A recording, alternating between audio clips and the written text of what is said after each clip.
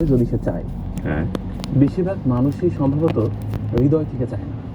কারণ হচ্ছে প্রত্যেকটা মানুষ তার হৃদয়ে যেটা ধারণ করে, যদি সেটা সে মুখ দিয়ে বের করে, সেটি একটি নির্যাস থাকে হ্যাঁ, এবং অসম্ভব সুন্দর হয়ে উঠবে। ওকে, কিন্তু আমাদের সমস্যা হচ্ছে আমরা হৃদয়ে যেটা ধারণ করি, আমরা মুখে সেটা বলতে অভ্যস্ত নই। ট্রু। আমাদের মুখ, আমাদের চেহারা এবং আমাদের হৃদয় এক পথে চলছে না। খুব চমৎকার করে বলেছেন আপনি জুয়েল ভাই। আমি আপনাকে নিয়ে একটু জানতে চাই এবং ডেফিনিটলি আপনার কনটেন্ট ক্রিয়েটর হয়ে ওঠা বা আপনার কনটেন্ট নিয়ে আমরা অনেক কিছু জানার আছে, শিখবো, বুঝবো। তবে আপনি একটু আপনার শৈশবটা, আপনার পরিবারটা নিয়ে যদি একটু বলতেন আপনাকে। আমার বাবা হচ্ছে ভূমিহীন কৃষক, মা হচ্ছে পড়ালেখা না জানা মানুষ। ওকে, একেবারে গ্রামে বেড়ে ওঠা আমার, তো একটা দুঃখবোধ ছিল। এবং আমি মনে করি প্রত্যেকটা মানুষের জীবনেই দুঃখ মূলত ঐশ্বর্য, সুখ কোনো ঐশ্বর্য না।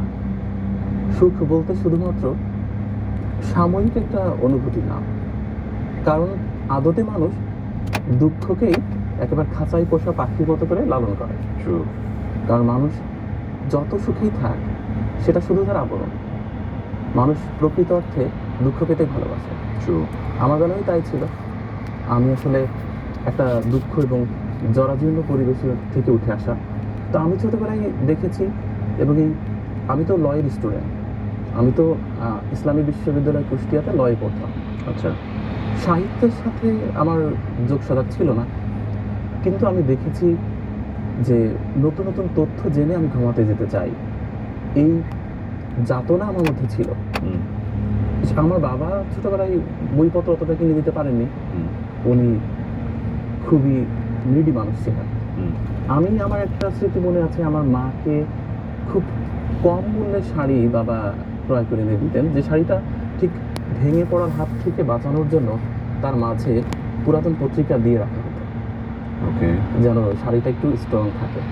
তো ওই পুরাতন পত্রিকা আমি ব্লেড দিয়ে কেটে কেটে রাখতাম, আচ্ছা, ঠিক যেখানে সুচিত্রা সেনের কথা আছে, ঠিক যেখানে উত্তম কুমার কিংবা সত্যজিৎ রায়ের কোনো ঘটনা আছে।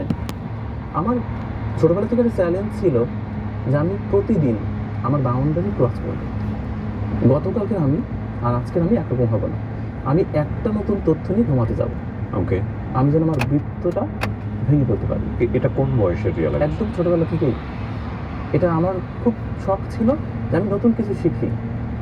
যেমন আমি প্রতিদিন সকালে আমি একেবারে বাসি বিছানায় আমি চেষ্টা করি যে বাংলা মাসের কত তারিখ আছে এবং কত বঙ্গাব্দ এবং আজকের দিনটি কেন বিখ্যাত।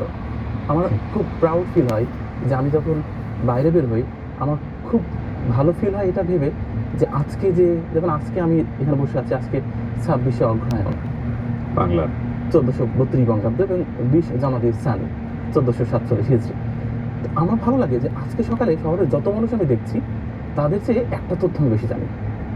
বেশিরভাগ মানুষই জানে না যে আজ অগ্রহায়ণ মাসের কত তারিখ। ডেফিনেটলি আমি নিজেও জানি না। এই যে শেখার আগ্রহটা, তো ছোটবেলায় আমি বলবো যে দুঃখবোধটা এবং ক্রাইসিস আমাকে সত্যি অনেক সহযোগিতা কিন্তু করেছে। এটা তো আপনার মধ্যে যে বোধটা, এটা খুবই পরিশীলিত, প্রিসাইজড এবং খুবই চিন্তাযুক্ত একটা বোধ, যেটাকে আপনি লালন করেছেন ছোটবেলাতে। এটা তো খুব ন্যাচারালি আপনার মধ্যে কি এসছে, না কোনো ইনসিডেন্ট আছে? এটা আসলে কোনো ইনসিডেন্ট নেই। আমার ন্যাচারালি এসছে। আমার কাছে শুধু মনে হয়েছে আমার বন্ধুর চেয়ে আমি একটু বেশি জানতে চাই, আচ্ছা, এবং এই জানাটা স্রেফ পাগলামির থেকেই শুরু। যে আমার মনে হতো যে যেহেতু আমার ওইরকম অ্যাভেলেবল ভালো বইপত্র নেই, তো ওদের কাছ থেকে আমার একটু প্রায়োরিটি অর্জন করা যায় কিভাবে। ওকে। তো এই প্রায়োরিটি অর্জন করার নেশাটা আমাকে কিছু না কিছু জানতে সাহায্য করেছে সবসময়। আর কয় ভাই বোন ছিলেন আপনারা? আমার একটা বোন আছে শুধু। আপনি বড়। আমি বড়। কখনো কি মনে হয়েছে, যেহেতু বাবা ভূমিহীন কৃষক এবং পরিবারটা নিডি, আপনি যেটা বলছিলেন যে এই পরিবারের হালটা আমাকে একসময় ধরতে হবে, বা ওই সেলফ রিয়েলাইজেশনের জায়গায় কি এটা ছিল যে না, আমাকেই এই ভবিষ্যতে এই পরিবারটা সামলাতে হবে?